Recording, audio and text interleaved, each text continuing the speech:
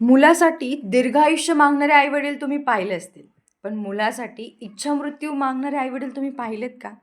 ऐकूनच अंगावर काटा येईल. पण ही गोष्ट आहे हरीश राणाची. तर झालं काय, हरीश राणा हा बी.टेकचं शिक्षण घेत होता चंदीगडमध्ये.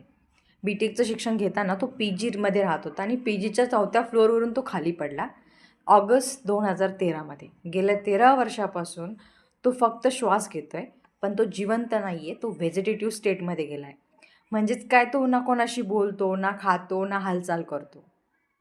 पण शेवट काळजावर दगड ठेवून त्याच्या वडिलांनी सुप्रीम कोर्टामध्ये मागणी केली इच्छामृत्यूची.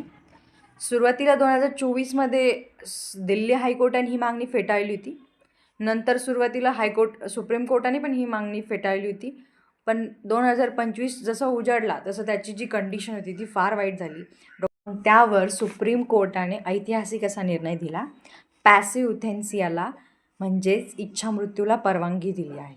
म्हणजे यामध्ये काय केलं जाणार की त्याची जी नळी होती ज्याद्वारे त्याला जेवण दिलं जायचं, ती नळी पूर्णपणे काढून टाकण्यात येणार. म्हणजे त्याला हळूहळू नैसर्गिक मृत्यू येऊन जाणार. तुम्हाला काय वाटतं, सुप्रीम कोर्टाने योग्य निर्णय दिला आहे का? माहिती आवडल्यास चॅनल सबस्क्राईब करा आणि कमेंट करून नक्की